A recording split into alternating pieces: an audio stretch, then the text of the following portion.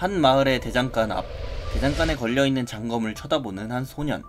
이 소년은 바로 쇼아라에서 자란 블라드, 그리고 그런 블라드를 찾는 친구 제미나. 블라드는 검을 쳐다보는 게 취미였나 봅니다. 그리고 요즘 들어 이상한 현상이 생겼다는데, 검은색 번개를 맞고는 이상한 목소리가 들린다는데요. 그런 블라드를 보고 마을 사람들이 수군댄다고 합니다. 아무튼 블라드가 검을 쳐다만 봐야 하는 이유는 비싸서인데, 가격을 물어보자 5골드라고 대답해주는 블라드. 1년은 놀고 먹을 수 있는 큰 돈이라고 하네요. 그때 구경하는 두 사람에게 화를 내는 대장간 할아버지. 만만치 않은 제미나가 받아치며 하는 소리 하는데 부들대는 대장간 할아버지입니다. 결국 블라드가 제미나를 끌고 가버리네요. 할아버지도 한 소리하고는 들어가려고 하는데 블라드는 오늘도 한참을 제자리에 서서 검을 바라봤던 것 같네요. 하지만 뒷골목 태생이 이곳을 벗어나기는 힘든 게 현실. 할아버지는 이 검을 이곳에서 나갈 수 있는 자에게 팔 거라고 다짐합니다. 그리고는 블라드를 보고는 누군가와 닮았다고 생각하네요. 이곳은 북부 물류의 중심지인 쇼아라. 밝은 대도시에는 어두운 면도 있는 법. 쇼아라의 슬럼과 술집은 사람들로 북적이는데, 그때 2층에서 여자의 머리끄댕이를 잡으며 나오는 한 남자. 사기를 쳤다면서 때마침 나타난 블라드에게 마담을 불러오라고 하는데, 마담을 보려면 은화로는 어림없다는 블라드에게 패드립을 시전하고, 시간제는 양초가 사기라며 화를 내는데요. 그런 남자에게 한숨을 쉬면서 응대하는 블라드. 시계를 가리키며 양초의 시간을 재보자고 내기를 하자고 하는데, 남자는 왜 사기꾼의 말을 들어야 하냐고 하죠. 블라드는 차가운 표정으로 그냥 하자고요. 겁을 주고, 그런 블라드의 표정에 보며 겁에 들리는 남자. 그렇게 두 사람은 양초에 불을 붙이게 되는데, 양초가 시간이 지나 다 타버리는데 아뿔싸 시간을 확인하지 못했던 남자. 블라드가 들고 있던 막대기로 그냥 후려쳐버리는데요. 그리고는 남자를 쳐버리면서 방으로 들어가는데, 안에서 방문을 잠궈버리는 블라드의 모습. 그리고 남자에게 오늘 뒤졌다면서 무서운 표정을 짓고, 그렇게 그 남자는 그날 하루가 지옥과 같았습니다. 그렇게 다음날 쇼아라의 하루가 밝고, 술집의 주인 호르에게 말을 거는 블라드. 초에 누군가 장난질을 쳐놨다는 말에 마담 역시 화를 내는데, 사실 그 장난질 자신이 쳐놨다고 하네요. 어이없어하며 가는 블라디를 부르는 한 남자. 술집에서 같이 일하는 사람인 듯한데 불량해 보이네요. 버레이에게 다시 무서운 표정을 짓는 블라드인데, 블라드에게 잔돈이 필요하다며 쓸 일이 있을 거라고 하는데 한 어린 소매치기를 잡아놨었던 것이죠. 그리고는 싸게 준다며 40실버를 달라고 하는데요. 블라드는 아이의 몸을 살피고는 돈을 던져주고, 돈을 받고서는 그제야 나가는 버레이 일당. 소매치기범은 블라드와는 아는 사이 같았는데요. 블라드는 몸이 성하면 괜찮다면서 나가보라고 하네요. 블라드의 주머니에 검을 살 5골드는 점점 멀어져만 갑니다. 일이 한창인 대낮에 소아라의 항구. 블라드는 친구인 하벤을 만나러 왔는데요. 하벤은 어린 시절 손가락과 발목이 잘리는 아픔이 있었죠. 아무튼 하벤에게까지 들린 마담의 사기 수법. 블라드에게 조심하라고 경고를 해주는데요. 조만간 조직 간의 전쟁이 일어날 것이라고 합니다. 하벤의 말대로 돈벌레 잭이 호르헤를 찾아왔습니다. 블라드에게 보스의 위치를 묻는데요. 모른다고 하자 블라드의 철을 전부 부숴버리고, 급기야는 초를 줍고 있는 블라드를 걷어차버리려고 하는데, 당할 리 없는 블라드, 막대기로 냅다 발을 후려버리고 그대로 조직원을 막대기 하나로 제압해버리는데요. 다른 조직원들이 이를 보고 달려들려고 하는데, 돈벌레 잭이 조직원들을 막아 세웁니다. 그리고는 당당해 보이는 블라드가 마음에 든다고 말합니다. 까부는 블라드에게 이따 보자고 하는데, 그때 문을 열면서 잭을 찾는 한 사람. 바로 호르헤가 부하들을 이끌고 온 것이었죠. 그리고는 이야기하자면서 위로 잭을 데려갑니다. 그렇게 호르헤가 말하는 대로 위층으로 올라가는 잭. 갑자기 멈춰서서는 블라드를 부르는데요. 칭찬이 자자하다면서 자신이 사람 하나는 잘 본다고 하며, 분냄새가 지겨워지면 자신에게 오라고 하네요. 그리고는 부서진 촉값이라면서 금화 하나를 주는데, 너무 많다고 하자 돈 많다면서 자신에게 오라고 하네요. 그때 블라드를 부르는 제미나. 위층에서는 호르헤가 블라드에게 단검을 주는데 분명 무슨 일이 일어날 것만 같은 심각한 표정이었죠. 호르헤와 잭의 대화는 분명 파국이었던 것입니다. 압도적인 머릿수를 데리고 있는 잭이었지만 기사 출신의 호르헤에게는 대적하지 못했는데요. 기사급의 검사를 초빙해 균형을 깨트렸던 것입니다. 그리고 호르헤는 블라드에게 첫 임무를 내려주겠다고 합니다. 몸에 장애가 있는 하벤은 자신의 노력으로 일을 하고, 그런 하벤을 보면서 마음을 다잡는 블라드. 그리고 여전히 몽둥이를 잡으며 말을 거는 한 목소리. 이전에 시꺼먼 벼락을 맞고서는 들리기 시작했는데, 목소리는 신기하게도 검을 알려주려고 했고, 그것은 마치 스승과도 같은 효과가 있었죠. 검로를 보고는 블라드는 목소리의 주인공이 궁금해졌죠. 그렇게 한참이 지나고 한겨울 산속. 한 검사가 검에 묻은 피를 닦고 있는데 그런 검사를 암호로 부르는 한 사람이 있었는데요. 바로 첫 번째 임무를 수행하는 블라드였습니다. 검사에게 호르헤가 준 편지를 건네주는 블라드. 검사는 마치 시험이라도 하듯 블라드를 겁주는데요. 대수롭지 않게 여기는 블라드를 보고는 놀랍니다. 그렇게 쇼아라로 향하는 두 사람. 밤이 깊자 동굴에서 야영을 하는데요. 스탄가를 자꾸 쳐다보는 블라드. 스탄가는 블라드에게 궁금한 게 없냐는데 그냥 육포만 먹고 싶었던 스탄가네요. 그러자 블라드는 오러를 사용할 줄 아냐고 하고 스탄가는 실전에서 오러를 사용하는 것은 다른 일이라고 하는데 블라드는 모든 육포를 줄 테니 보여달라고 하고 그렇게 자리에서 일어나 검을 잡는 스탄가. 자신의 오러를 사용하는 모습을 블라드에게 보여줍니다. 한참을 걸어 쇼아라로 도착한 두 사람. 쥐구멍으로 들어와 성내를 걸어 다니는데 길에 쓰러져 있는 호르헤의 부하들을 보게 되고 이미 일이 벌어져 있다는 걸 알게 된 블라드. 술집에 도착해보지만 가게는 널브러져 있고 호르헤 역시 이미 부상을 당한 모습인데요. 스탄가가 왔다는 말에 내일 당장 잭을 치겠다고 하죠. 오랜만에 보는 스탄가에 대해 물어보는 호르헤. 블라드는 오러를 사용했다며 자랑하는데 그 말을 들은 호르헤의 표정이 굳어갑니다. 그리고는 자신의 뒤로 오라며 스탄가는 오러를 쓸 줄 모른다고 하는데 그때 그들의 앞에 나타난 스탄가, 아니 고딘. 고딘에게 왜 이제야 찾아왔냐고 묻는 호르헤인데 가이다르 백작이 죽었다고 말을 합니다. 이들에게는 분명 무슨 사연이 있어 보이는데요. 말을 듣고 화가 난 호르헤가 검을 들고 돌진하고 호르헤의 검을 쉽게 피하는 고딘의 모습. 가이다르의 자리를 지그문드가 차지했다고 하는데요. 호르헤에게 복귀를 명했다고 말하는 고딘입니다. 블라드는 마담인 마르셀라를 데리고 자리를 피하고 밖에 있던 버레이에게 일당들을 부르는데 그런 블라드의 옆으로 나가 떨어지는 호르헤의 모습. 오러를 쓸 줄 아는 고딘의 상대가 되지는 못했던 것이죠. 자신의 보스가 나가 떨어지는 모습을 보게 된 일당들. 고딘에게 단검을 던져보는 블라드이지만 그런 꼼수가 통할 리가 없는 고딘의 경지. 고딘은 일당들의 앞에 서게 되는데요. 이제 그만 쉬고 싶다면서 오러를 방출하기 시작합니다. 불길한 예감을 느끼고 소리치는 블라드. 하지만 이미 때는 늦었고 호르헤의 일당들을 베어버린 고딘. 순식간에 자신을 제외한 일당들이 전부 쓰러졌죠. 먼지 속 자신에게 다가오는 고딘의 모습이 보이고 그렇게 어린 시절부터 자신을 돌봐주던 호르헤는 이제 싸늘한 죽음으로 남아 자신을 떠나게 되었습니다. 호르헤의 시체를 보고 격분에 고딘에게 덤비는 블라드. 머릿속의 목소리는 하지 말라며 소리치지만 그냥 검을 휘두르는데 블라드의 검노를 본 고딘은 놀라게 되는데요. 고딘은 블라드를 죽이지 않고 그저 제압만 하는 모습입니다. 심지어 그마저도 본능적으로 피하는 블라드네요. 그리고는 블라드에게 기사는 정당한 대가만을 가져간다고 하면서 자신이 거짓말하는 수만큼의 육포를 돌려줍니다. 그리고는 호르헤의 머리는 가져가겠다며 도발을 하는데 블라드는 언젠간 고딘을 죽여버리리라 다짐합니다. 그렇게 한 소년의 시궁창 인생은 끝이 나게 되죠. 몸이 성하지 않은 블라드를 부축하는 제미나. 일이 터진 뒤 상심해 있는 블라드에게 다가가는 마르셀라. 블라드에게 이러고 있지 말고 일어나라며 단 한 번뿐인 기회를 놓치지 말으라고 하는데요. 제미나와 도망가고 있는 블라드는 발각되고 잭의 부하들에게 쫓기는 신세가 됩니다. 순식간에 부하들에게서 숨어버리는 블라드와 제미나. 한 집에 숨어들어와 숨을 죽이고 있는 두 사람입니다. 블라드는 제미나에게 적당히 도와주고 빠지라고 하는데 그때 그들이 숨었던 집에서 인기척이 들리고 칼을 뽑아들은 제미나의 앞으로 등불을 들고 들어오는 한 사람. 이곳은 바로 대장간 할아버지의 집이었던 것이죠. 제미나는 검을 달라며 할아버지를 협박하는데요. 뒷골목의 본성을 보고는 서글퍼하는 할아버지. 제미나는 무엇인가를 결심한 듯 단검을 들고 무언가를 하려는 제미나를 부르는 블라드인데요. 순식간에 자신의 머리칼을 잘라버리는 제미나. 할아버지에게 머리카락을 주며 나머지 역시 꼭 갚겠다고 말하네요. 그런 제미나의 결심을 보게 된 할아버지. 이 도시를 떠날 것이라는 블라드를 눈여겨보고는 자신을 따라오라면서 발걸음을 옮기는데요. 그렇게 쓰레기 수레에 블라드를 숨기고는 어디론가 향하는데 할아버지의 앞을 막아서는 잭의 부하들. 왜 이 시간에 쓰레기를 버리러 가냐고 붙잡는데 할아버지는 되려 호통을 치면서 난관을 벗어나려 하고 뒤에서 수레를 밀어주는 사람을 확인해봐야겠다며 다가오는데 단검으로 후드를 벗겨보는 부하. 뒤에서 수레를 밀던 사람은 제미나였습니다.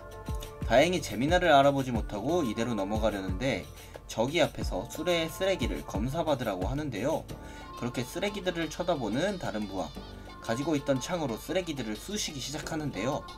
그리고는 마치 블라드에게 들으라는 듯 다른 이야기를 해주고 자신의 동생이 빚진 47번은 갚았다고 하는데 블라디가 있음을 알고서도 도움을 주었던 것이죠. 그렇게 쓰레기를 버리는 곳까지 무사히 도착한 이들. 블라드와 함께 쓰레기를 섬 밖으로 버리게 되고, 그렇게 블라드는 성을 나가 새로운 삶을 살게 됩니다. 성을 나가 깊은 산속까지 도망쳐온 블라드. 동굴 속에 숨어서 검을 쳐다보며 목소리에게 말을 거는데, 그리고는 목소리에게 도와달라고 합니다. 목소리에게 검을 배우겠다고 다짐하는 블라드였죠. 더는 강자를 만나도 아무것도 못하는 자신이기가 싫었던 것입니다. 그렇게 목소리는 자신의 검을 블라드에게 알려주겠다고 합니다. 시간이 꽤나 지난 후 한 군대의 야영지. 이곳에 있는 바예지드가의 차남 요제프. 요제프의 충신인 자야르 역시 함께 있었는데요. 이들은 몬스터 토벌을 위해 나와 있었던 것이죠. 요제프에게는 큰 고민이 있었는데요. 파벌 싸움을 위해 자신에게 필요한 검사가 많이 없다는 것. 그것과 관련해 할 말이 있다고 하는 자야르인데, 수상한 용병이 있다면서 직접 봐야 한다고 하네요. 그렇게 수상한 흔적들을 직접 살펴보는 요제프. 용병은 고블린의 몸에 검은을 새겨 놓았는데, 이 모든 게 한 사람이 했냐고 묻는 요제프. 심지어 처음 만든 검은은 한 달 전이라는 말을 듣고 놀라는데, 그 말을 듣고 누구냐고 물어봅니다. 한편 몬스터 토벌의 한창인 전방. 고블린 정도는 용병으로도 충분히 상대가 되어 보이는데요. 그때 용병을 노리는 커다란 그림자, 몽둥이로 용병을 내리친 홉고블린이었죠. 도망가는 용병들을 마구잡이로 후려치고 있는데, 어찌할 바를 모르고 도망만 치는 용병들. 그럼 용병들에게 자리를 지키라고 하는 기사인데, 홉고블린이 있다는 말을 못 들었다며 도망을 갑니다. 그렇게 사람들을 학살하고 있는 홉고블린. 그때 용병들 사이에서 누군가가 나서는데요. 그것은 바로 기도하는 리만이라 불리는 블라드였죠. 순식간에 검을 사용해 홉고블린을 베어내는 블라드. 하지만 검은 조금 얕았고 홉고블린은 반격을 하는데, 자신이 베었다는 게 화가 난 홉고블린. 그대로 몽둥이를 들고 블라드를 내려치려고 하는데, 그때 옥삭한 느낌을 받은 홉고블린입니다. 자신을 노려보는 블라드에게 공포를 느끼게 되죠. 그렇게 홉고블린을 동강내는 블라드. 블라드 덕에 몬스터 토벌을 성공적으로 마무리하고, 그런 블라드에게 말을 거는 사람이 있는데요. 블라드와는 꽤나 친분이 있는 고트라는 사내. 그리고 토벌이 끝나면 자신과 일을 하자고 하는 고트인데, 블라드는 용병패를 위조해 사용하고 있었던 것이죠. 그런 고트에게 조용하게 경고를 하는 블라드. 고트는 식은땀을 흘리며 뒷정리를 하러 가네요. 그리고 블라드는 혼자서 어디론가 향하는데, 기도하는 리만이라는 이름답게 검을 쥐고 기도를 하는 모습. 남들에게는 마치 귀족과도 같은 기품을 보이지만 사실은 속에서 들리는 목소리와 대화를 하는 것이었죠. 남들은 모르니 상관없긴 합니다만. 그렇게 토벌이 끝나고 주둔지로 돌아온 블라드. 아침 일찍 안드레아 사제를 보러 왔는데요. 꽤나 종교적인 믿음을 보여주는 블라드입니다. 그럼 블라드에게 함께 식사하자며 붙잡는 사제. 사제는 블라드를 끔찍히 아끼는 모습인데요. 사실 이것이 블라드가 이곳에 온 이유였죠. 부대에서는 꼬릿한 냄새가 나는 고깃국을 먹어야 하기 때문. 그나마 바예지드라 이 정도라도 먹을 수 있다는 용병들입니다. 아무튼 식사를 하는데 자야르가 찾아왔었다고 하는데요. 사제가 자야르에게 블라드를 추천했다고 합니다. 하지만 그 말을 듣고는 당황한 기색의 블라드인데요. 신분을 속이고 들어온 블라드는 눈에 띄고 싶지 않았기 때문이죠. 이 일을 어떻게 처리할지 목소리와 의논 중이던 블라드. 그런 그에게 누군가가 찾아오는 인기척을 느끼고 공격 자세를 취해보지만 그는 바로 자야르. 요제프가 찾는다고 하자 강한 기색 없이 좋다고 해버리네요. 여유를 부리는 블라드를 재밌다고 생각하는 자야르입니다. 도망가볼 생각을 하는 블라드이지만 어림도 없어 보이네요. 그렇게 요제프에게 불려간 블라드. 요제프는 블라드에게 말을 거는데요. 자신을 리만이라고 알고 있을 거라 생각하는 블라드. 즉시 자야르에게 따귀를 맞고 마는데, 요제프는 이미 블라드의 모든 것을 알고 있었죠. 자신이 쇼아라 출신의 블라드라는 것도 말이죠. 그리고서는 아버지가 누군지 아냐고 패드립을 하는데, 전혀 쫄지 않고 한마디 더 거드는데요. 덕분에 자야르에게 두드려 맞게 됩니다. 그러자 요제프는 검술을 어디서 배웠냐고 물어보는데, 당황한 표정으로 말을 아끼려고 하는 블라드. 말을 하지 않자 뒤에서 검을 뽑는 자야르인데, 그제서야 벼락처럼 다가와 바람처럼 사라진 스승이라고 말하는 블라드입니다. 누구에게도 알려줘서는 안되는 1인 전승의 비전이라고 밝히죠. 진실임을 눈치챈 요제프. 블라드에게 제안을 하는데, 지금보다 더 높은 곳으로 가고 싶지 않냐고 말하는데, 자신이 블라드를 후원하고 싶다고 말을 합니다. 그렇게 자야르와의 대련을 시작하게 된 블라드죠. 많은 용병들은 블라드를 부러워했습니다. 블라드에게 자야르는 넘볼 수 없는 산과 같았는데요. 자신에게 공격하는 자야르의 검을 받아내는 블라드. 순간적으로 검로를 따라 몸을 이동시켜 드디어 처음으로 반격에 성공하게 됩니다. 물론 이마저도 자야르가 받아주지 않았다면 불가능했죠. 앞으로 아침 저녁 하루 2번씩 대련을 하게 생긴 블라드. 목소리는 훌륭한 대련이었다고 말하는데, 확실히 군더더기들을 많이 걷어낸 블라드입니다. 요제프에게 간 자야르는 보고를 하고 자신의 안목이 틀림없었다고 생각하는 요제프. 그리고는 자신이 본 블라드에 대해 말하는데요. 마치 늑대와도 같은 성질을 지녔다고 하네요. 그러고는 블라드를 조련할 생각을 하는 요제프입니다. 토벌대에게도 밤이 찾아오고 야간 근무를 서고 있는 고트. 고트에게 찾아오는 누군가가 있었는데 바로 부대장이었던 기사 로드릭이었죠. 고트는 투덜대면서 근무를 다시 서고 있는데 로드릭이 가는 것을 보고는 다시 눈을 붙이는데요. 그때 무슨 소리를 듣고는 깜짝 놀랍게는 고트. 로드릭이 누군가와 대화를 하는 것을 보게 되고 야영지가 아닌 다른 곳으로 가는 것을 따라가 보는데요. 그때 로드릭을 감싸는 검은 기운이 보이고 마치 악령과도 같은 것을 발견하게 되는 고트입니다. 한편 블라드는 자야르와의 대련으로 고생 중인데 반면에 목소리는 대련에 만족하는 것 같아 보입니다. 그때 블라드를 부르는 다급한 목소리. 고트는 부대에서 도망칠 거라고 말하는데요. 자신들이 토벌하는 숲은 저주받았다고 합니다. 사람을 데려가는 귀신을 보았다고 말하는 고트. 물론 죽어도 안 믿는 블라드인데요. 로드릭이 실종되었다고 하는 고트입니다. 그리고 자신이 알아본 바를 이야기하는데 지금까지 실종된 사람들이 전부 검은머리였다는 것이죠. 이야기를 마치고 고트는 좀 억울한 표정인데 고트의 말을 듣고 보고한 블라드가 자야르를 끌고 온 것. 요제프는 이것을 기회라고 생각하고 있다는데 검은머리였던 요제프가 걱정인 자야르입니다. 한편 숲속을 모두 뒤져봤지만 로드릭은 온데간데 없고 용병들을 동원해 수색을 강화하기로 하는데요. 날이 저물어가고 밤이 점점 찾아오는데 아직도 로드릭과 병사들을 찾을 수가 없었습니다. 그때 자야르는 수색하지 않았던 강 너머를 보게 되고 토벌 방향이 아니기에 수색하지 않았다고 하는 고트. 용병들을 모아 강을 건너려고 하는 자야르인데요. 완전히 얼지는 않은 강에 흩어져서 이동하기로 합니다. 그렇게 강을 건너는 용병들. 고트는 강을 건너면서 촉이 안 좋다며 투덜대는데 못 가겠다며 자빠져 있는 고트를 블라드가 데려가려고 하고 그때 얼어있는 강 속에서 시체들을 발견한 고트. 시체들은 바로 강 밑에 가라앉아 있었던 것이죠. 그때 쿵 하는 소리와 함께 얼음에서 충격이 오고 얼음이 깨질 것을 염려한 용병들은 빨리 강을 건너려고 하는데 죽어있던 시체들이 마치 좀비처럼 일어나게 됩니다. 그리고는 강을 건너려는 용병들을 앞뒤로 감싸는데요. 이것이 이들을 노리고 설계된 함정이라는 걸 깨닫죠. 그리고 여자 악령은 이들을 지나 야영지로 향합니다. 한편 용병들을 공격하는 좀비들. 블라드가 검으로 좀비들을 베어냅니다. 쉴 새 없이 몰려드는 좀비들을 베어내가는 블라드. 다른 쪽에서는 자야르가 실력을 보여주고 있는데요. 일반 용병들은 속수무책으로 당하는 모습. 이대로 볼 수 없었던 자야르는 오러를 사용하고 순식간에 많은 좀비들을 베어내는 모습인데요. 자야르는 블라드에게 계약을 이행하라고 하는데 자신이 어찌해야 하냐고 묻는 블라드에게 야영지로 가서 요제프를 지키라고 합니다. 그 말을 듣고는 고트와 함께 야영지로 뛰어가는 블라드네요. 그 시각 악령에게 공격받고 있는 야영지. 사람들의 비명소리를 듣는 요제프인데 그런 요제프에게 찾아오는 기사 보르단, 뒤이어서 다른 기사들과 사제들이 찾아오는데요. 사제는 요제프에게 성경을 보라고 하고 성경이 파들파들 떨 정도의 강한 악령이라고 합니다. 요제프는 결국 이들을 데리고 움직이기로 합니다. 그렇게 밖으로 나온 요제프, 야영지의 상황은 최악으로 보였는데요. 용병들을 전부 무력화하고 누군가를 찾고 있는 악령. 악령의 눈에 들어온 것은 검은머리의 요제프. 그리고는 찾았다면서 요제프를 향해 다가오는데 사제들은 악령의 접근을 막으며 찬송가를 부르게 되고 이미 악령을 상대했던 다른 기사들은 전부 쓰러진 상황. 악령의 손길은 결국 요제프에게까지 닿으려는 순간 사제들의 찬송가도 더 이상은 지속하기 힘들어 보이는데요. 그때 뒤쪽에서 악령을 향해 달려오는 블라드. 요제프와의 약속을 이행하기 위해 왔던 것이죠. 악령을 보고는 그냥 검으로는 뵐 수 없다고 하는 목소리. 방법이 아예 없는 것은 아니라고 하는데 자신이 블라드의 몸에 빙의한다면 가능하다고 합니다. 하지만 성공한다 해도 크게 무리가 올 것이라고 하는데 다른 방법이 없었던 블라드는 그렇게 하기로 하고 목소리를 믿고 악령에게로 달려갑니다.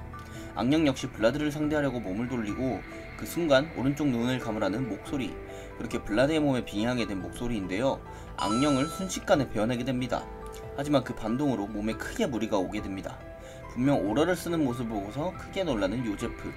하지만 아직 악령은 완전히 쓰러지지 않았고 블라드를 부축하는 요제프의 뒷발을 잡아버리는데 그때 무례를 용서하라면서 난입하는 한 사람, 바로 쓸모없이 밥만 축내는 기사였던 보르단이었는데 요제프와 블라드를 악령에게서 떼어놓는 보르단입니다. 한편 블라드는 사제에게 축복을 내려달라고 하고 그렇게 블라드의 검에 사제의 피를 묻혀주는데 다시 악령에게로 돌아온 블라드. 블라드는 악령을 뵐 때 그 속을 보게 되었고 아기를 잃은 엄마의 영혼을 보게 되었던 것입니다.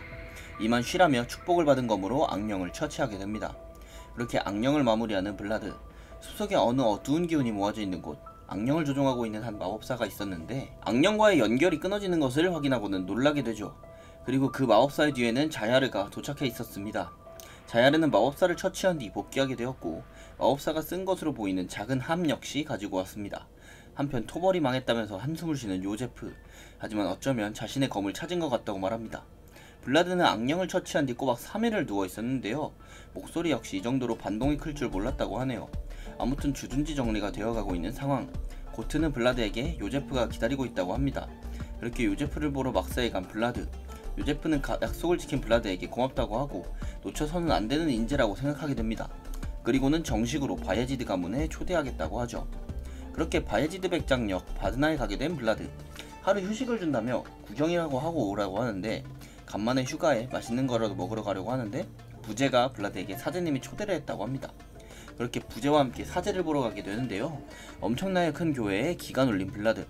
바르나가 바로 종교의 중심지라고 합니다. 교회 안으로 들어와 사제를 기다리는 블라드인데 그때 사제가 블라드를 찾아오고 무언가를 블라드에게 주는 모습인데요. 바로 자신이 보증하는 신분패였던 것이죠. 그렇게 이제는 뒷골목 출신에서 벗어나게 된 블라드였습니다. 한편 바르나를 떠나 바예지드가로 향하는 블라드. 주도 스트루마에 도착하는데요. 촌놈처럼 두리번대지 말고 가만히 있으라고 하네요. 그렇게 한 방을 골라서 들어가 있는데 커튼 뒤에 있던 남자가 말을 걸어오고 그 남자의 얼굴을 확인한 블라드는 당황하는데 마치 요제프와도 닮은 얼굴을 가지고 있었지만 차원이 다른 눈빛을 가지고 있는 사람이었죠. 대충 눈치채고 자신을 소개하는 블라드. 이 남자 또한 블라드를 보고는 관심이 생기는데 자신 앞에서도 기죽지 않고 눈빛이 살아있었기 때문이죠. 아무튼 남자는 블라드에게 땅콩을 먹겠냐고 물어보는데 야무지게 내민 남자의 손을 바라보던 블라드. 아무것도 하지 말랬다면서 냅다 거부를 해버리고 중간에서 난처하기만 한 고트와 아무것도 모르는 블라드입니다. 쇼아라의 슬럼가에서 자란 블라드가 검은 번개에 맞은 후 알 수 없는 존재가 깃들면서 소드마스터로 성장해가는 이야기. 별을 품은 소드마스터의 다음 이야기가 궁금하시다면 네이버 웹툰 14화를 참고해주세요. 지금까지 웹툰 소환사였습니다. 감사합니다.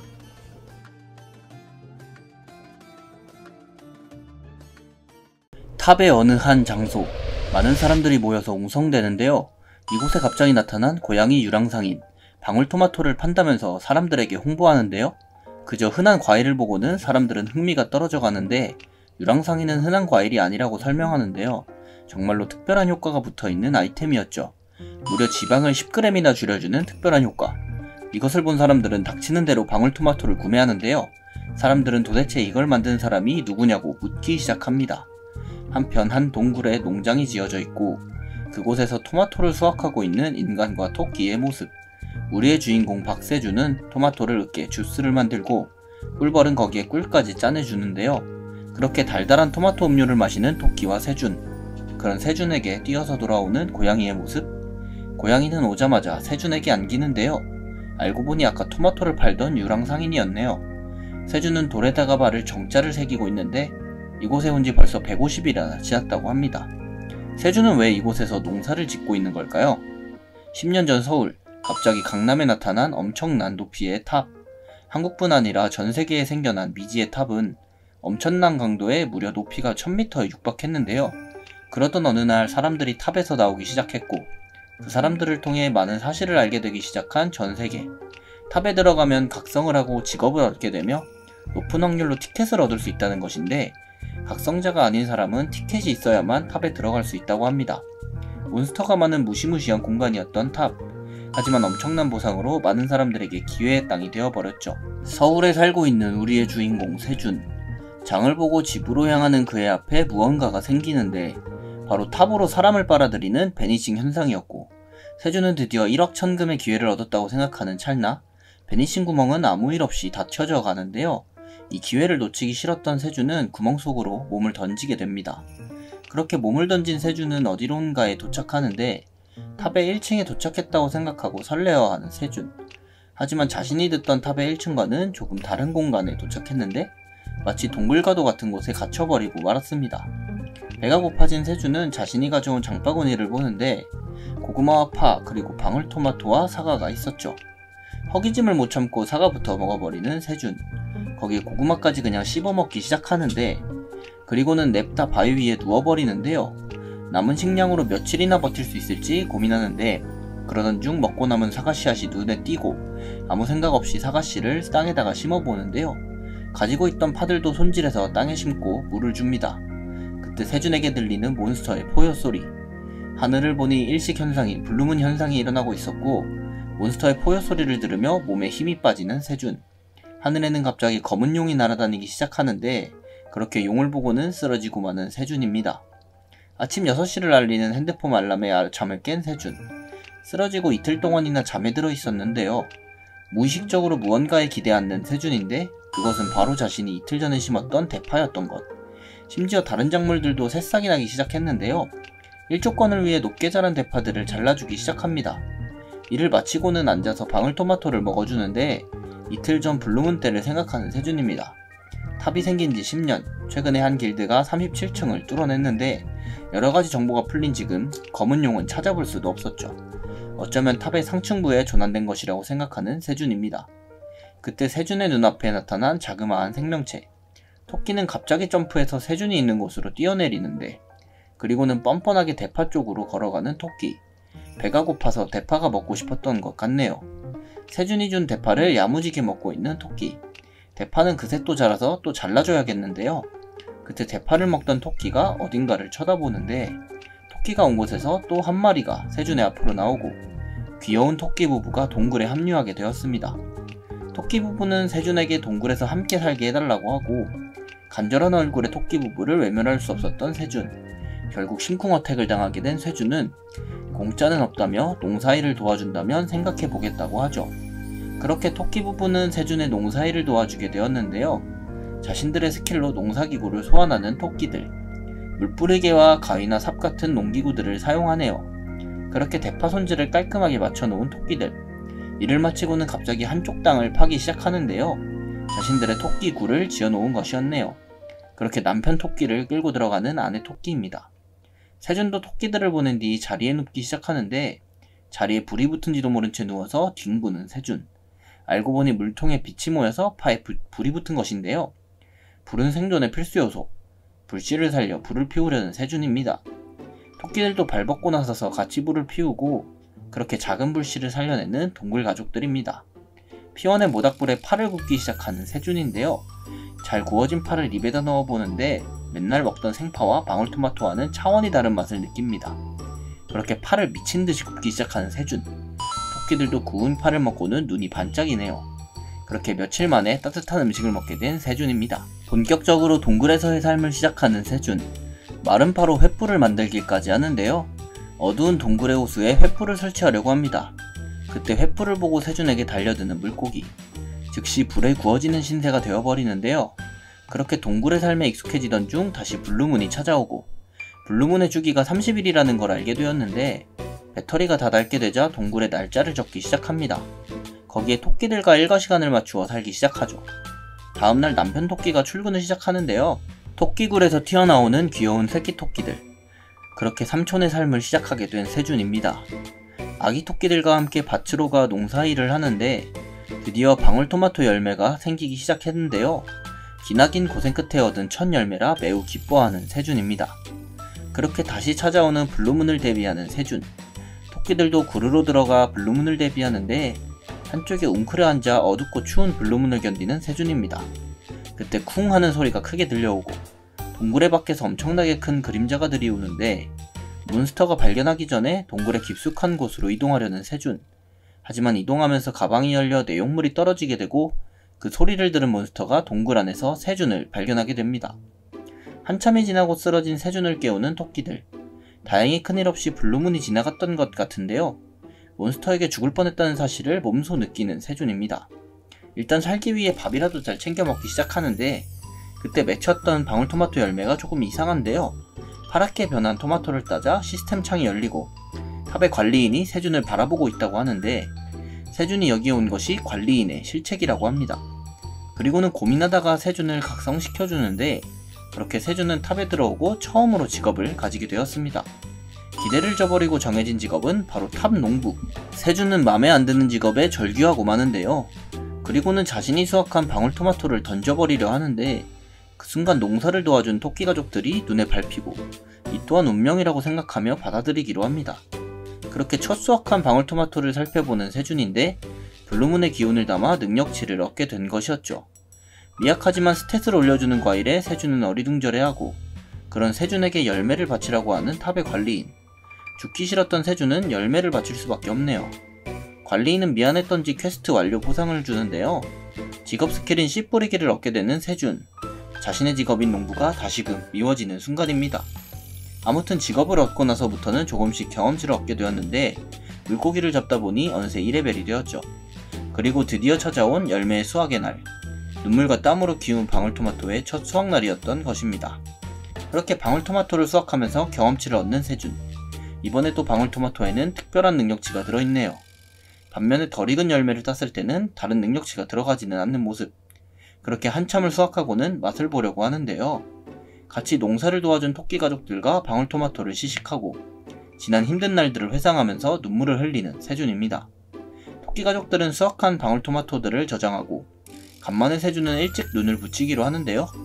세준이 자는 사이 세준에게 뜨는 시스템 창. 애써 무시하기에는 알림음이 너무 크게 울려대는데요. 그렇게 수확한 토마토들을 또 뜯기는 세준. 보상으로 받는 건 고작 수확하기라는 직업 스킬.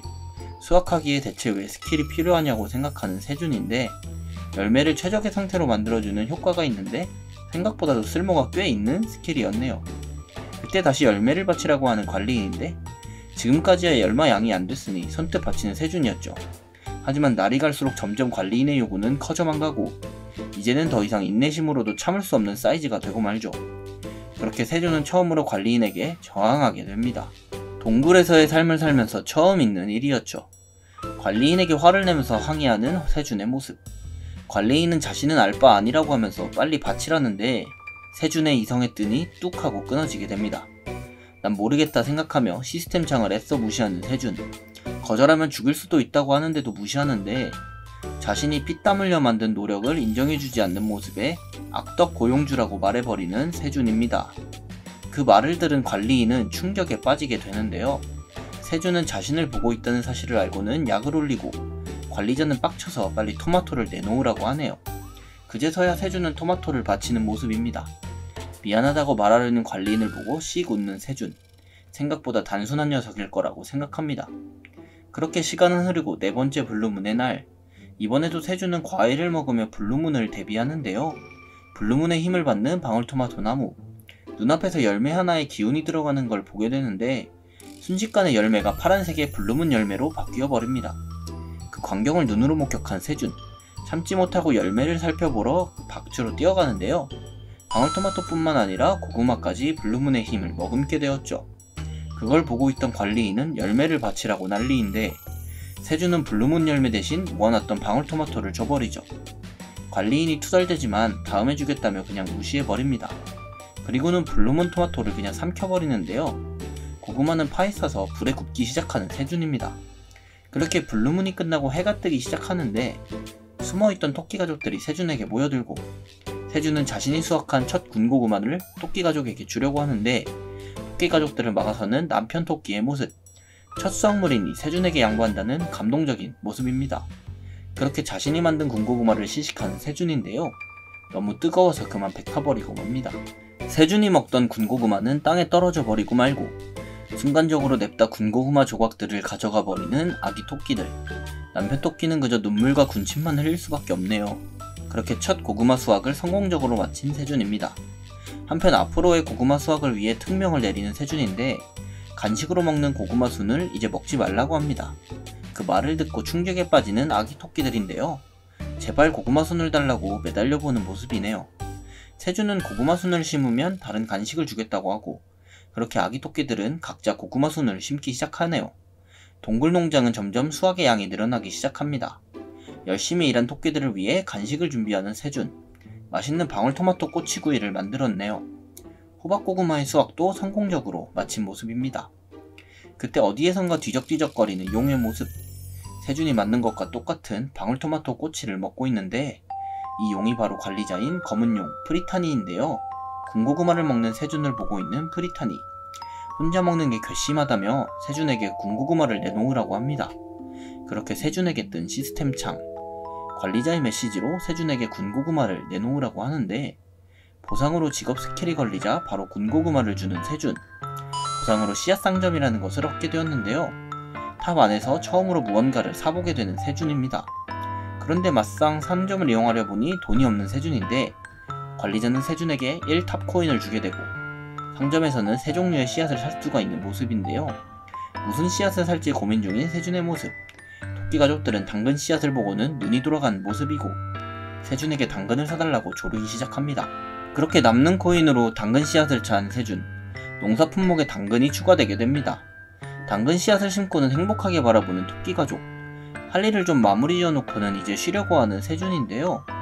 세준의 근처에서 날아다니는 벌이 나타나고, 자꾸만 귀찮게 구는 벌 때문에 벌떡 일어나는 세준. 세준의 눈앞에서 날아와 있는 벌 한 마리가 보이고, 귀엽게 생긴 모습의 벌의 이름을 보게 되는 세준인데, 벌의 이름은 다름 아닌 독꿀벌인데요. 토끼 가족은 세준을 버려두고 도망가 버립니다.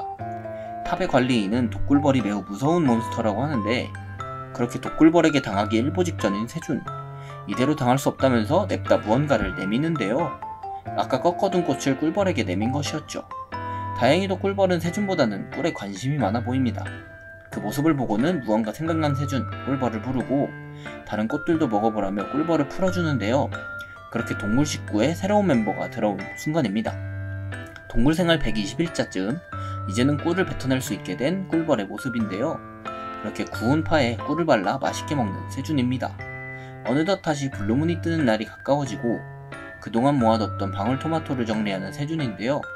토끼 가족들은 꼭 껴안고 무언가를 준비하는 모습인데, 그러더니 아기 토끼들이 냅두고 토끼 부부가 튀어나갑니다. 인사를 하며 집문을 닫는 토끼 부부의 모습. 그렇게 블루문이 시작되고 뭔가 이상한 감각에 뒤를 쳐다보게 되는 세준인데요. 아기 토끼들이 각성을 한 듯 무서운 몬스터로 변해 있었습니다. 그러더니 블루문의 힘을 받고는 빛을 뿜어내는데요. 아기 토끼에서 이제는 성체로 각성을 하게 되었네요. 태어난 지 5번째 블루문은 마치 성인식 같은 의미였나 봅니다. 그렇게 블루문이 지나가고 해가 뜨는데 숨어있던 부부 토끼들도 나오게 되고, 이제는 어른 토끼가 된 아기 토끼들이 무언가를 준비하는데 삽을 소환하는 스킬이 생긴 모양입니다. 각자 자신들의 농기구를 소환하는 모습인데요. 검은색으로 변한 토끼만이 가만히 있는 이유가 뭘까요? 이 토끼는 농기구가 아니라 망치를 소환합니다. 검은 토끼의 직업은 바로 전사였던 것이죠. 이 동굴 안에서 전사는 하등 쓸모가 없는 직업이긴 합니다만, 그러던 중 검은 토끼는 자신이 물고기를 잡겠다고 하는데요. 그렇게 세준은 횃불로 다시 물고기를 끌어오고, 검은 토끼는 물고기를 보자 망치를 들고 튀어오르는데, 냅다 망치로 물고기를 후려버리는 검은 토끼. 물고기를 그냥 곤죽을 내버린 모양입니다. 전사로서는 아직도 갈 길이 멀어 보이긴 하네요. 아무튼 그렇게 각자 할 일을 맡아 열심히 살아가는 이들. 다시 한번 씨앗 상점이 열리는 날이 왔는데요. 이번에도 세 종류의 씨앗을 보여주는 시스템. 하지만 문제는 세준에게는 충분한 돈이 없다는 것. 코인을 얻는 방법은 탑에 보상을 받거나 유랑상인들에게 물건을 파는 방법이 있었죠. 아니면 탑의 관리자에게 받는 방법이 있긴 한데요. 즉시 관리자에게 코인을 달라고 해보는 세준입니다. 하지만 관리자는 그게 뭔지 모르겠다며 크면 준다고 하는데요. 결국 남은 코인으로 찰옥수수 씨앗을 구매하는 세준. 그렇게 옥수수 씨앗이 들어있는 주머니를 받은 세준인데, 본격적으로 농사를 시작하기 전에 배부터 채우고 보는데, 그때 꿀벌이 무언가를 감지하는데요. 검은 토끼도 꿀벌을 따라서 어딘가를 쳐다보고, 그곳에서는 한 고양이가 말을 걸고 있는데, 동굴 위에서 아래로 쉽게 점프해서 내려오는 고양이. 이 고양이 유랑상인은 세준을 찾아왔다고 합니다. 드디어 세준의 농사 라이프 첫 번째 상인을 만나게 되네요. 똘망똘망한 눈동자와 부드러운 볼살. 세준은 고양이 유랑상인의 마음을 빼앗겨 버리는데요. 씨앗상점의 신입회원에게 인사 겸 거래를 하러 왔다고 합니다. 물건을 보여주겠다면서 주머니를 뒤지는 상인 태호. 그때 태호의 배에서 꼬르륵 소리가 크게 들려오는데, 오는 도중에 아무것도 먹지 못했다고 하는데요. 순간 무엇인가를 생각하고 음흉한 표정을 짓는 세준인데, 태호에게 구운 물고기를 권하는 세준이고, 그 게임에 넘어가 물고기를 먹어버린 태호입니다. 거기에 세준은 태호에게 물고기 값을 내라고 하고, 순진한 태호는 이들에게 낚여온 것이었죠. 도망가려고 눈치 보는 태호의 뒤를 막고 있는 토끼들. 물먹여 먹기로 물고기 값을 계산하는 태호입니다. 그리고는 자신의 차례라면서 가져온 물건을 봐달라고 하는데, 자신 있던 3개 물건인 통풍기와 텀블러를 보여주네요. 마법이 걸려있다는 말에 세준은 아니라고 말해주는데, 말하는 순간 배터리가 방전나버린 선풍기입니다. 태호는 불쌍하게도 상인들에게 속고만 것이었는데요. 땅을 치면서 자신을 속인 고블린을 욕하는 태호. 그런 태호를 위로해주는 세준에게 자신의 이야기를 해줍니다. 태호는 오랫동안 자기 마을의 마리를 좋아해왔는데, 송사리 꽃다발로 고백을 하는 태호의 모습. 하지만 마릴은 냄새난다며 태호의 고백을 쳐내고, 그때 연어구이를 들고 나타난 부잣집 아들 오렌. 마릴은 부잣집의 오렌의 고백을 받아주고 그렇게 테오를 뒤로 한 채 두 고양이는 어디론가로 가버리려고 하는데 가버리려는 마릴을 잡는 테오인데요. 마릴은 그냥 테오의 구질구질함이 싫었나 봅니다. 그렇게 부자가 되어 복수하겠다는 일념으로 떠나는 테오. 상인이 되어 행상에 간 테오를 부르는 고블린. 자신을 스카람이라고 소개하면서 모르는 걸 물어보라고 하는데요. 그렇게 스카람에게 속아 바깥 세상의 물건을 사들인 것이었죠. 자신의 묘생을 한탄하면서 울음이 터진 테오. 세준은 호구 중에 호구였다고 생각을 하고 이 상황을 써먹을 방법이 생각난 모양인데요. 일단 진정하라며 테오를 달래기 시작하는 세준. 같이 일해보지 않겠냐면서 테오를 설득하는데요. 토끼 가족들과 합세해서 테오의 기분을 풀어주고 지금 물건을 처분할 수도 없는 테오의 상황을 알고 있는 세준. 자신의 물건을 팔아주면 인센티브를 주겠다고 제안합니다. 테오에게는 너무 안 좋은 조건이었는데요. 세준 또한 알고 있었고 거기에 물고기까지 초과해주는 모습. 물고기 고기에 너무 올랑말랑하는 테오의 모습인데 그 모습을 보고는 또 흉악한 표정을 짓는 세준입니다. 여기에 물고기를 더 얹어준다고 딜을 치는데요. 그렇게 테오와 계약서를 쓰는 세준입니다. 둘의 지장을 계약서에 박아놓고는 계약을 마무리 짓는데 아무리 생각해도 당한 것 같은 느낌의 테오입니다. 이렇게 동굴가족의 전속 유랑상인이 되어버린 테오. 테오에게 팔 물건인 방울토마토를 보여주는 세준인데 심지어 가격은 개당 0.05 탑코인으로 측정한다는데요. 테오는 그저 도망갈 굴리만 하고 있는데 이번에 팔아야 할 물량은 1000개라고 말하는 세준. 상인길을 출발하는 테오는 보찜을 팡팡 털기 시작하고 이 많은 물품에다가 보찜을 냅다 던져버리는데 마법이 걸려있는 보찜에 모든 물건들이 들어가기 시작하고 그렇게 행상길을 출발하는 테오입니다. 며칠 후 탑의 38층, 꽤나 높은 층답게 강력한 몬스터가 널려 있었는데요. 거미형 몬스터를 사냥하는 사람들이 있었습니다. 겨우 사냥을 마치고 주변을 정리하기 시작하는데 그때 사람들의 뒷 덤불에서 부스럭대는 무언가.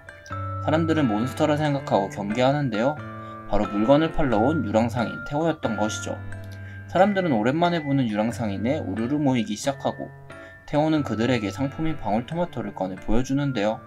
사람들은 다른 물건이 아닌 고작 방울토마토에 실망하지만 곧이어 사람들은 방울토마토에 옵션이 달려있다는 것을 눈치채고 심지어 가격도 꽤나 비싸서 사람들은 불만이 가득한데 돌아가려는 사람들의 발길을 붙잡는 지방 10g 부대 옵션. 옵션을 듣자마자 사람들의 눈빛이 확 바뀌어 버립니다. 바로 테오에게 와서 100개, 200개씩 사가는 사람들. 어쩌다 보니 줄까지 서서 토마토를 사가네요. 세준은 테오가 토마토를 잘 팔 것이라 믿어 의심치 않는데 우리나라의 다이어터들에 대한 믿음을 보상받는 모습입니다. 그렇게 가져간 토마토를 하루 만에 다 팔아버린 테오네요. 농사를 계속하는 세준에게 고민이 있었는데 그것은 바로 씨앗의 발화율이었죠. 대략 70% 정도의 발화율을 높이기 위해 노력하는 세준. 검은 토끼도 이제 물고기들을 손쉽게 잡아낼 정도로 발전했네요. 세준은 아껴놓았던 커피를 마시려고 하는데 테오가 준 텀블러 안에 믹스커피가 있었던 것입니다. 다른 것보다도 이것이 가장 큰 수확이었죠. 그렇게 만든 믹스커피에 꿀벌에 꿀도 넣고 만든 바로 세준 특제 꿀메리카노 완성. 토끼들에게는 조금 많이 쓴 모양입니다. 그때 꿀벌은 어디론가로 비행해 가는데 동굴에다가 집을 지어 놓은 것인데요. 그렇게 정식으로 동굴가족의 일원이 된 독꿀벌입니다. 그때 뜬금없이 뜨는 관리자의 시스템 창. 계속해서 무시했던 게 미안한 세준은 토마토를 챙겨주네요. 한편 테오는 빠르게 물건을 다 팔고 돌아왔는데 도둑이 제발저린 듯 놀다 왔다고 이실직고 하는 모습. 심지어 4일이나 놀다 왔다고 하는데요. 생각보다도 더 빠른 완판 소식에 놀란 세준. 테오가 벌어온 탑코인들을 봤는데 그래도 놀다 온 벌은 제대로 주는 세준의 모습입니다. 그리고는 자신의 이름이 널리 알려지겠다고 좋아하는데 그 말을 듣고는 깜짝 놀라는 테오의 모습. 사실 초보 상인이었던 테오의 물건에는 재배자의 이름이 가려져 있었죠. 테오는 세준이 알기 전에 초보 딱지를 떼어야겠다고 생각하고 얼른 1000코인을 모으는 것을 목표로 하기로 합니다. 평화로운 서울의 한 건물 앞. 일전에 탑을 공략한 인원들은 만나서 얘기를 나누고 있는데 대장에 따른 저번에 사갔던 토마토가 너무 무척이나 마음에 드나 봅니다. 심지어는 썸 타는 여자와 사귀게 되었다고 하는 다른 남자. 여자 멤버들은 이미 토마토를 구하러 가기 위한 준비를 마쳤고 그렇게 이들은 다시 한번 38층을 향해 출발하기로 합니다. 마력의 방울토마토를 구하기 위해서 말이죠. 한편 1000코인을 어떻게 벌어야 할지 막막해 보이는 테오. 테오의 옆 수풀에서 부스럭거리며 나오는 사람들. 테오를 만나기 위해 3일씩이나 기다렸다고 하는데요. 잠시 멈춰보라면서 할 얘기가 있다는 테오. 토마토의 가격이 올라 0.07 탑코인이라고 말을 하는데 상관없다는 듯 또 몇백 개씩 사가는 사람들입니다. 그렇게 또 가져간 토마토를 완판해버린 태호. 사람들은 다음에도 여기서 또 팔아달라고 하는데 그렇게 벌써 단골까지 만들어버린 태호입니다. 한편 한 여자 손님은 태호에게 아는 척을 하고 자기가 아는 고양이를 닮았다고 하는데요. 착각이라면서 가려고 하는 태호를 붙잡는 여자. 추루를 먹어보지 않겠냐고 하는데 그렇게 처음 먹어본 추루에 푹 빠져버린 태호의 모습. 여자는 태호와 함께 사진까지 찍게 됩니다. 한편 평화로운 동물 가족들의 삶. 검은 토끼는 수영을 배우고 있는 모습인데요. 물고기가 드나드는 구멍을 막아놓고 열심히 내요. 다들 물놀이에 한창이기에 귀엽습니다. 한편 며칠 전부터 독꿀벌이 집에 들어간 이후로 보이지 않는데요. 자세히 보니 새끼 독꿀벌들이 집에 가득하네요. 세주는 꽃을 꺾어서 새끼 독꿀벌들에게 인사를 가는데 어째 새끼 독꿀벌들의 모습이 이상해 보입니다. 우리가 알던 독꿀벌은 집안에서 뭘 하고 있는 걸까요? 공격성을 보이는 독꿀벌들을 막아서려는 검은 토끼. 그때 이들의 앞에 나타나는 조금 이상해 보이는 꿀벌 한 마리. 마치 여왕벌과 같은 모습의 몬스터가 나왔는데요. 우리가 알던 독꿀벌이 여왕이 되었던 거였네요. 탑에 조난당했다. 나 구해줄 사람? 나 혼자 탑에서 농사의 다음 내용이 궁금하시다면 네이버 웹툰 15화를 참고해주세요. 지금까지 웹툰 소환사였습니다. 감사합니다. 용사와 마왕이 존재하는 세계. 명실상부한 마계의 지배자인 마왕과 그런 마왕에 맞서 싸우는 영웅인 용사. 용사와 마왕은 서로를 죽이기 위해 존재합니다. 용사의 군사들도 마왕을 죽이러 가는데 그런 용사의 군사들을 막아서는 마왕의 군사들, 마왕을 절대적으로 따르는 군단장들입니다. 그런 군단장들도 용사의 힘 앞에는 고전을 면치 못하고 그렇게 제국을 승리로 이끄려는 용사였죠. 하지만 그런 용사를 죽여버린 자가 있었으니 데몬 하루트, 명실상부 마왕이 가장 아끼는 인재입니다. 여기 사직서를 책상 위에 툭 던지는 사람, 심지어 그 책상은 마왕의 책상 위였는데요. 마왕에게 대놓고 그만두겠다고 말하는 데몬 하루트, 화난 듯 책상을 박차고 일어나는 마왕인데요. 그리고는 네가 나를 버리고 간다고? 라고 말하는데 위험과는 다르게 아루트의 바짓가랑이를 붙잡는 마왕. 마왕은 뭐가 불만이냐고 말해보라고 하는데요. 인간임에도 인정할 수밖에 없는 강한 힘을 가진 자, 그런 아루트를 그만두고 싶어하게 만든 자가 누구일까요? 아루트는 부하들 때문은 아니라고 하는데요. 이유를 말하지 않으면 죽일 거냐고 묻는 아루트. 그 말을 듣고는 화들짝 놀라고 마는 마왕인데요. 아무래도 아루트를 끔찍히 아끼는 모양입니다. 그렇게 아루트를 흔들어 제끼는 마왕인데 갑작스럽게 코피를 쏟아내는 아루트의 모습. 마왕은 당장 영군단의 주치의를 데려오라고 소리칩니다. 그렇게 치료받는 아루트의 곁에서 안절부절하는 마왕. 영군단 주치의인 벤은 이전 용사와의 싸움의 후유증이라고 하는데요. 마왕은 빠른 시일 내로 아루트를 고쳐놓으라고 명령합니다. 최선을 다해보겠다고 하는 벤의 모습이네요. 상태가 더 심해지기 전에 아루트를 끌고 가버리는 벤입니다. 실려가는 아루트와 그 모습을 보고 웅성대는 마왕군. 아루트는 그저 일을 그만두고 편하게 살고 싶었는데요. 이 남자의 정체는 바로 데몬 하루트, 아니 데온 하르트. 이 마왕성에서 가장 약한 인간이었죠. 데온을 끔찍히 아끼는 마왕은 데온을 챙겨주는데 부담스러울 정도로 데온의 편의를 봐주는 모습입니다. 사실 데온은 아주 약한 몸뚱아리를 가지고 태어났는데요. 어쩌다 보니 강하다고 오해받고 마왕군 영군단장이 되어버렸습니다. 이를 들켜버린다면 자신은 죽은 목숨이었죠. 그렇기 때문에 여기에 계속 있을 수 없다고 생각하는 데온입니다. 그때 데온의 방문을 박차고 들어오는 영군단장 부관 에드. 인간계로 나갔다가 다시 돌아왔다고 하는데요. 심심해하는 데온을 위해 또 선물을 가져온 에드입니다. 에드는 데온이 쓰러졌다는 말을 듣고 급하게 온 것인데요. 에드도 역시 데온이 강하다고 착각하고 있네요. 한편 그 시각 마왕성. 마왕은 데온이 내고 간 사직서를 쳐다보고 있는데요. 데온을 처음 만났을 때를 회상하는 마왕입니다. 용사를 처치하고 쳐다보고 있는 데온의 모습. 용사가 자폭하는 것을 몸으로 막은 것으로 생각하고 있네요. 그 모습을 보고는 이름을 묻는 마왕인데 하나도 쫄지 않은 모습으로 자신의 이름을 당당하게 말하는 데온. 그런 데온에게 마왕군에 들어오라고 한 마왕이었죠. 마왕은 회의를 열어야겠다면서 군단장들을 소집하는데요.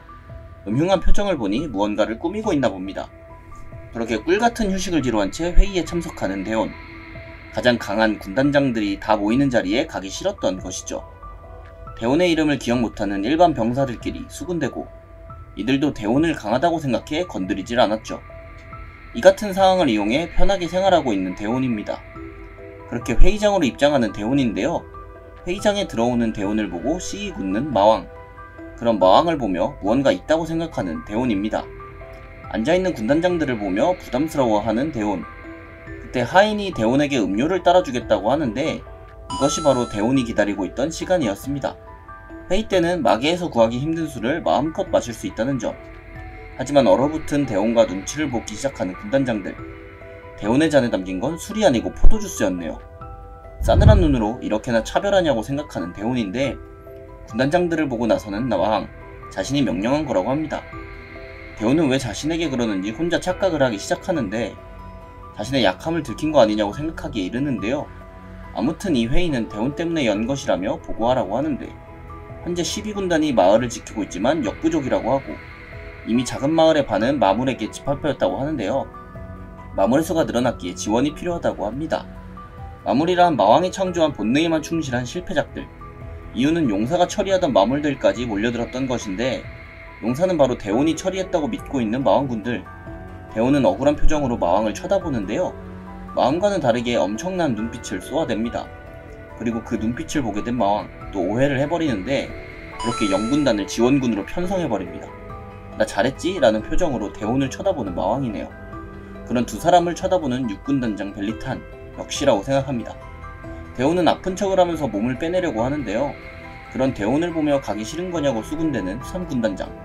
하지만 1군단장은 단단히 대온을 옹호해하고는 옹호해주고 덕분에 3군단장은 더욱 대온과 싸워보고 싶어졌습니다. 마왕은 그렇게 어려운 임무도 아니라며 스트레스 좀 풀고 오라고 하는데 이제는 거부하기엔 모두의 눈빛이 너무 반짝이네요. 결국 다녀오겠다고 할 수밖에 없는 대온입니다.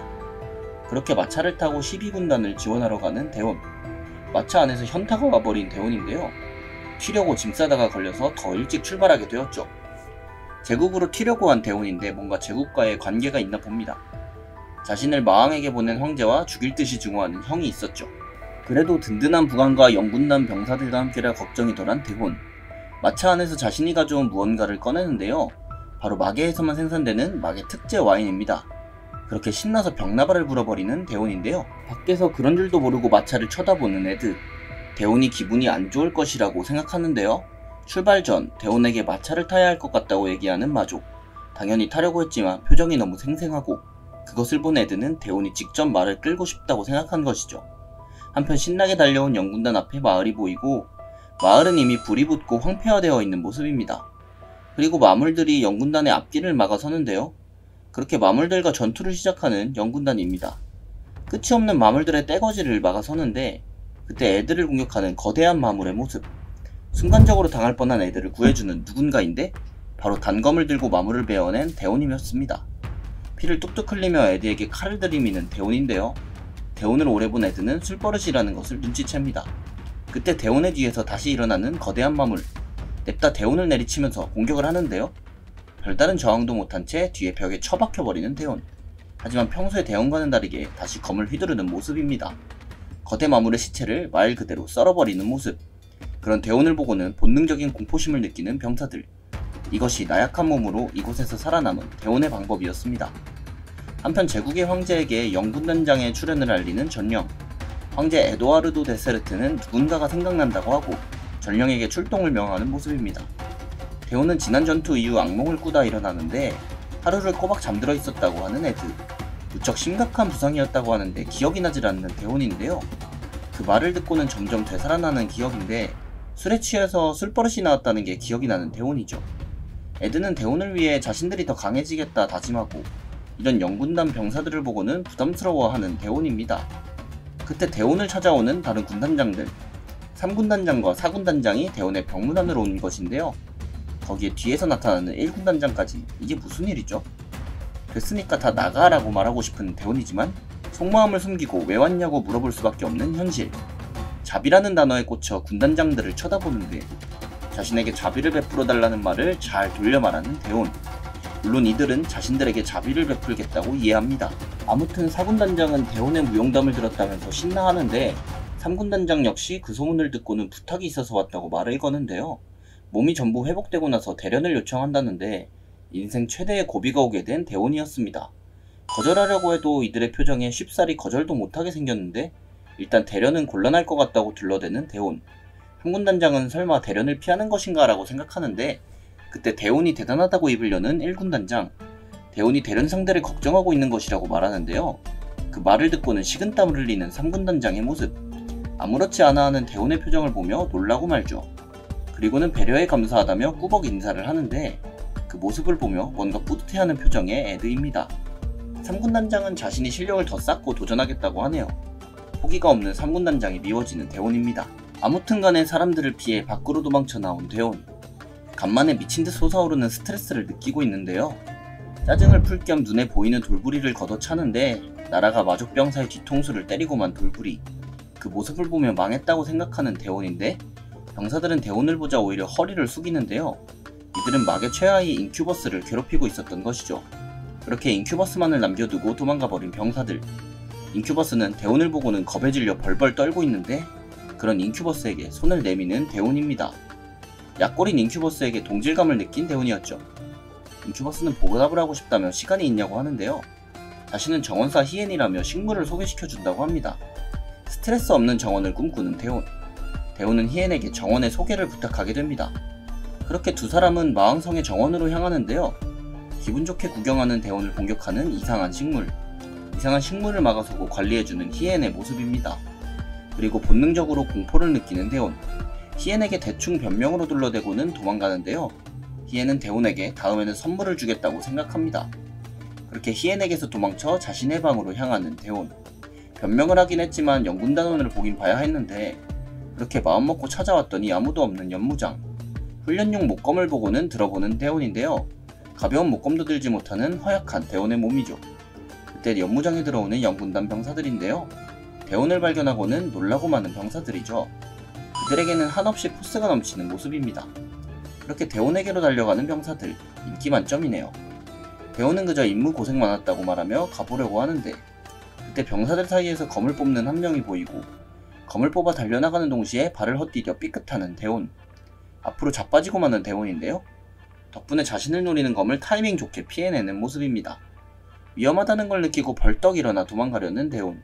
도망가려다 몸이 기울어 암살자를 공격하는 데 성공합니다. 그렇게 순식간에 암살자를 제압해버린 모습. 암살자의 얼굴을 보고는 놀라고 마는 대원인데 마왕성에서 찾기 힘든 인간이었기 때문이죠. 이대로는 위험하다고 생각한 대원은 목검을 휘두르고 그렇게 암살자를 가둬놓으라고 명령하는데요. 연무장까지 암살자를 허용한 자신들에게 실망했을 거라 생각하는 병사들. 더 강해지자면서 당장 훈련을 시작하는 모습입니다. 한편 그 사건 이후 푹 자고 일어나는 대원. 그런 대원의 앞에 있는 것은 다름 아닌 마왕입니다. 마왕은 대원에게 지금 당장 시간 괜찮냐고 묻는데 그렇게 마왕을 따라 지하 감옥으로 향하는 대원. 그곳에는 지난번에 잡아놓은 암살자가 묶여 있었죠.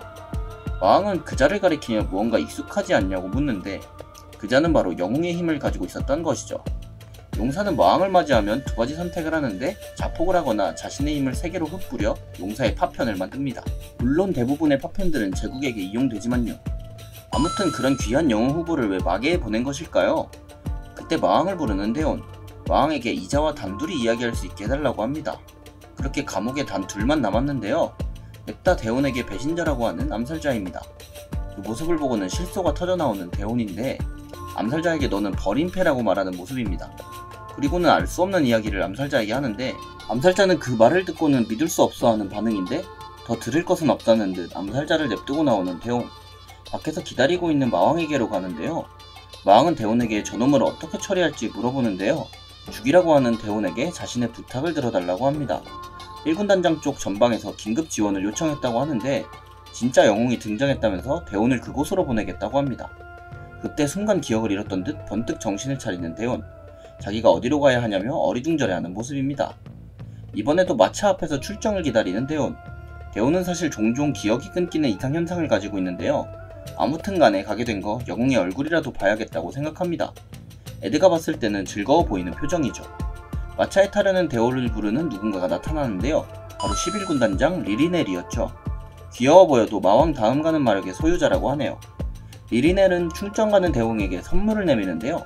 뭔가 수상해 보여 거절하려고 하는 대원인데 방어 마법으로 한 번의 죽음을 막아준다는 말에 덥석 고맙다고 해버립니다. 에드와도 짝짝꿍이 잘 맞아 보이는 리리넬이네요. 한편 마차에 탄 대원은 과거를 회상하는데요. 사실 대원은 용사의 동료였었는데 막에 깊숙한 곳까지 오면서 많은 동료를 잃었던 용사 일행. 용사는 대원에게 여기까지만 오고 남아달라고 하는데 싸움은 자신과 제국군이 마무리 짓고 오겠다고 합니다. 그렇게 마왕군과 싸우러 출동하는 제국군과 용사. 한참 시간이 지난 후 아직도 용사 일행을 기다리는 대원인데 결국 싸움을 확인해보려 안쪽으로 걸어가는데요. 그곳에서 대원이 발견한 것은 매우 놀라운 광경인데 바로 제국군과 용사가 일방적으로 패배한 모습이었죠. 마왕은 용사에게 마지막으로 할 말이 있냐고 묻고 그 말을 들은 용사는 씩 웃으며 무언가를 준비하는데 자신의 몸 안에서 용사의 힘을 증폭시키기 시작합니다. 결국 자폭을 준비하고 있는 용사의 모습인데 그때 대원의 뒤에서 나타나는 마왕군사의 모습. 그대로 몽둥이로 대원을 내려치고 맙니다. 도망은 불가능하다 생각한 대원은 발을 묶어놓으리라 생각하고 그대로 단검을 들고 병사에게 돌진하는데요. 공격을 피하면서 가까이로 접근하는 대원의 모습. 그대로 단검을 휘두르면서 병사에게 뛰어가는데 병사의 목에 단검을 꽂아버리는데 성공합니다. 하지만 조금 얕았는지 그대로 대원을 노리는 병사의 소나귀. 그때 이들이 서 있는 땅이 무너지고 마는데요. 병사와 병사 위에 서 있는 대원도 밑으로 떨어집니다. 이렇게 절벽 아래로 처박히고 마는 두 사람. 떨어지는 힘으로 병사를 처치하는 데 성공한 대원이네요. 알고 보니 이 병사는 7군단장이었다고 합니다. 7군단장의 시체 위에서 누군가를 쳐다보는 대원. 그것은 바로 자신을 노려보는 마왕의 모습이었죠. 용사는 어째서 자신에게 왔냐고 대원에게 묻는데 용사에게 달려간 대원. 둘은 이야기를 나누는데요. 대원이 살기를 바란 용사는 자신의 힘을 모으기 시작합니다. 그리고는 영웅의 힘을 대원에게 넘겨주려고 하는데요. 용사는 파편 한 조각만이라도 대원에게 가달라고 소망하고 자포국이 아닌 양도라는 것을 눈치챈 마왕입니다. 그렇게 대원의 품 안에서 숨이 끊어진 용사. 용사의 몸을 조심히 내려놓는 대원인데요. 자신 역시 버티는 것이 고작이었던 약한 몸뚱아리. 주변에 있던 마족들은 용사를 죽인 게 대원이라고 착각하게 되고 그때 대원에게 다가오는 누군가. 마왕이 다가와 이름을 물어보는 것이었죠. 당황한 티를 내지 않고 당당히 이름을 밝히는 대원. 마왕은 마음에 든다며 마왕군에 들어오라고 제안하는데 그렇게 어쩔 수 없이 마왕군에 들어가게 된 대원입니다. 자신의 과거를 회상하며 한숨을 쉬는 대원. 마차는 달리고 달려 1군단장이 있는 곳까지 도착하고 대원을 맞이하는 1군단장의 모습입니다. 엉망인 꼴을 보니 상황이 만만치 않아 보이는데 1군단장은 전투가 열리는 즉시 참전해달라고 부탁합니다. 물론 그러기 싫은 대원의 속마음은 전혀 모르죠. 한편 제국군의 막사, 영군단장이 참전했다는 소식을 알리는 전령인데요. 그 말을 듣고는 골치 아파하는 제국군 사령관. 그들에게 있어서 영군단장의 위상은 매우 컸는데 마왕의 조커이자 군단장들 중 가장 강하다고 알려져 있죠. 그 말을 듣고는 승리를 장담할 수 없다고 말하는 군사. 사령관인 크루엘은 영군단장에게 자객을 보내겠다고 하는데 비록 실패하더라도 정보를 얻는 게 목적이었죠. 그 시각 대원은 온몸을 붕대로 칭칭 감고 있는데요. 전투에 참가할 생각에 온몸을 달달 떨고 있습니다. 그래도 마왕이 제작한 붕대라고 하니 다 감아버리는 모습. 사실 마력이란 것은 한계가 있고 소모된 마력은 회복되지 않죠. 거기에 마력을 사용할수록 용사의 등장일이 가까워진다는데 마력을 펑펑 쓰는 마왕의 속내를 모르겠는 대원입니다. 대원은 핑계를 대고는 막사들을 돌아보려고 나갑니다. 하지만 막사들에는 마족들이 가득한 모습인데요. 대원의 모습을 보고는 사기가 오르기 시작합니다. 이런 마족들과 대원을 나무 위에서 지켜보는 누군가.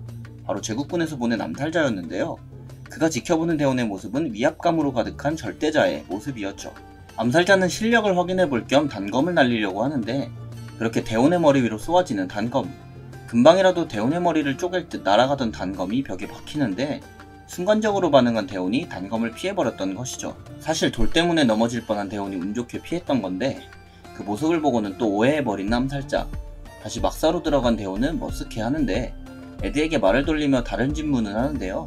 그 모습을 천장에서 지켜보고 있는 암살자입니다. 에드는 대원에게 술을 따라주는데요. 암살자는 둘이 보지 못한 사이에 술에 독을 타버리고 그렇게 한 건 했다고 생각하는 암살자인데요. 무의식적으로 입에 술잔을 대는 대원. 순간적으로 기울이던 술잔을 멈칫하는 모습인데 냅다 술잔을 바닥에 던져버리는 대원입니다.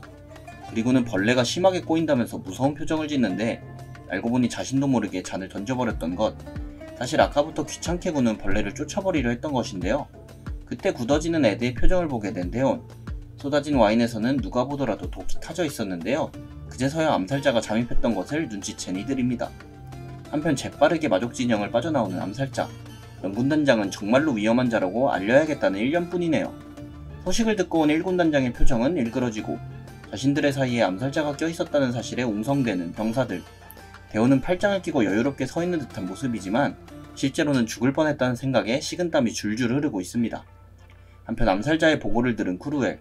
이대로라면 제국의 승산은 없다고 말했는데요. 크루엘은 마왕군을 이기기 위해서는 그 녀석이 필요하다고 생각하고 그가 없는 지금 물러나는 수밖에 없다고 생각하는데 부가는 그런 크루엘을 반대하는 의견을 내지만 크루엘의 마음은 확고해 보입니다. 그때 허겁지겁 이들에게 달려오는 전령의 모습. 마왕군이 진격을 시작했다고 이야기를 하는데요. 이상하게도 선두에 서서 전투를 치르는 대원의 모습. 술을 잔뜩 먹고 취해서는 검을 휘두르고 있습니다. 이렇게 제국군을 무자비하게 도륙내고 있는 대원. 그런 대원을 공격하는 누군가가 있었는데요. 대원은 공격을 맞고는 뒤로 심하게 날아가 버립니다. 연약한 대원에게 이 정도는 매우 큰 상처였죠. 대원을 공격한 것은 바로 제국의 영웅 크루엘. 리리넬에게 받은 목걸이가 순식간에 파괴가 되었습니다. 밀리는 제국군들에겐 천군만마와 같은 크루엘의 등장. 대원은 어디서 많이 본 것 같다며 투구를 벗어보라고 하는데 거절하자 크루엘에게 돌진하며 단검을 휘두르는 대원입니다. 하지만 만만치 않은 크루엘 단검을 피해내고 반격하는 모습을 보니 역시 인간의 영웅다운 모습입니다. 그렇게 대원의 단검을 쉽게 쳐내는 크루엘. 대원은 씩 웃으면서 오늘은 여기까지 하자고 하는데 전쟁은 끝나지 않았다고 소리치는 크루엘입니다. 그러자 현실적으로 여기까지만 하자고 말하는 대원인데 당장 눈앞에 영군단장의 목을 노리는 크루엘. 하지만 자신의 병사들을 희생시킬 수는 없는 노릇이었죠. 대원의 말을 듣고 이번에는 물러나겠다고 하는 크루엘입니다. 그렇게 양진영으로 다시 흩어지는 두 사람. 1군 단장은 돌아온 대원을 맞이해주는데요. 1군 단장의 앞에서 풀썩 쓰러지고 만 대원입니다. 하지만 자신의 존재를 담보로 제국군을 물러나게 한 대원. 사실 갑작스럽게 나타나 마왕의 신임을 얻은 대원이기에 신뢰가 가질 않았던 1군 단장은 이제 대원을 신뢰하게 되었습니다. 한편 마왕성에 있던 리리넬의 얼굴이 굳어지는데 자신이 대원에게 준 목걸이가 깨졌다는 걸 알게 된 것이죠. 그렇게 대원에게 가보겠다면서 길을 떠나는 리리넬입니다. 전쟁을 끝내고 다시 마왕성으로 복귀하게 된 대원. 자신을 마중 나온 마왕을 보고 무언가를 말하는데 영웅에 대해 이야기할 것이 있다고 합니다. 그렇게 마왕의 방으로 향한 두 사람. 대원에게 어떤 정보를 보여주는 마왕인데요. 그때 다시 원래의 인격이 돌아오게 된 대원. 자신이 어떤 상황이었는지 또 기억을 못합니다. 리리넬은 무사해서 다행이라는 듯 울고 있네요. 그때 다시 돌아온 기억. 술에 취했던 것이 분명합니다. 술주정을 부렸다는 게 생각난 대원이죠. 그리고 목걸이가 파괴되었다는 걸 듣고는 실남해합니다. 한편 자신이 들고 있는 정보지를 보고는 놀라는데요. 거기에 있는 인물은 바로 크루엘 아르트. 바로 한때는 사랑에 맞지 않던 자신의 친형이었기 때문이죠. 도대체 언제부터 그가 영웅인지 의심하는 대원인데 대원에게 이제 제국에 다녀올 때지 않냐고 하는 마왕. 대원의 가슴에 자신의 낙인을 마법으로 찍어놓는데요. 바로 대원은 마왕군과 제국의 스파이였던 것입니다. 아무튼 그렇게 마왕의 스파이로 제국으로 가게 된 대원. 그때 대원에게로 다가오는 에드인데요. 그리고는 대원에게 무언가 말할 게 있는 모습인데 사실 이전의 마왕은 에드를 불러 무언가를 전달하는데 바로 에드를 군단장으로 승진시킨다는 말이었는데요. 대답을 어떻게 했는지 굳이 대원에게 말을 하지 않기로 합니다. 그렇게 제국으로 출발하는 대원이네요. 에드는 대원에게 잔소리를 하며 따라붙는데 사실 에드는 군단장이 되지 않고 대원의 부가원으로 남기로 했던 것입니다. 한편 제국의 한 백작가의 정문. 그곳으로 향하는 한 인형을 쳐다보는 경비원들. 정문 앞을 막아서고는 정체를 밝히라고 하는데 대원은 문을 열라며 자신의 저택에 들어가겠다고 하죠. 그렇게 자신의 저택에 돌아온 대원 하르트 백작. 집사 레멘베르가 대원을 맞이해줍니다. 대원이 돌아왔다는 소식을 들은 스탑의 공작. 크루엘에게 동생이 돌아왔다고 말을 하는데요. 암살자 길드에 의뢰를 넣겠다는 크루엘인데 그러자 공작은 혁명군을 사용하자고 하는 모습입니다. 한편 간만에 돌아와 백작다운 모습의 대원. 황제를 보러 갈 준비가 전부 끝나가고 있는데 호의도 많이 필요 없다고 하는 대원입니다. 현 황제 에도아르도 데 세르트. 구황자였던 그가 형 누나들을 전부 제끼고 황제 자리에 오른 그때 그리고 일어난 8년 전쟁을 회상하는 대원이었죠. 그때 마차가 덜컹거리기 시작하는데요. 갑작스럽게 호위들과 싸움이 붙기 시작한 의문의 병사들. 그리고 대원을 덮치는 의문의 남자가 있는데요. 황제의 개를 찾았다면서 도끼를 들고 온 남자. 대원의 목을 조르고 죽이려고 하는데 마음을 먹은 듯 도끼를 내려치고 있는 남자입니다. 하지만 누군가가 그 도끼를 창으로 막아내는데요. 자신을 막는 자가 누구인지 뒤를 돌아보는 남자. 그곳에는 마치 미쳐버린 것 같은 흰옷의 병사들이 있었고 병사들의 문양은 바로 데오나르트의 살인귀 기사단이었죠. 당장 저들을 막으라고 소리치는 남자. 그렇게 상대를 향해 검을 뽑고 돌진해가는 기사단의 모습. 이미 전세는 뒤엎어져 있는 모습인데요. 정면으로 맞부딪히는 것은 의미가 없었다고 생각하는 찰나 멱살을 잡고 있는 손을 긁어내는 대원의 양손. 그렇게 남자의 손에서 벗어난 대원인데요.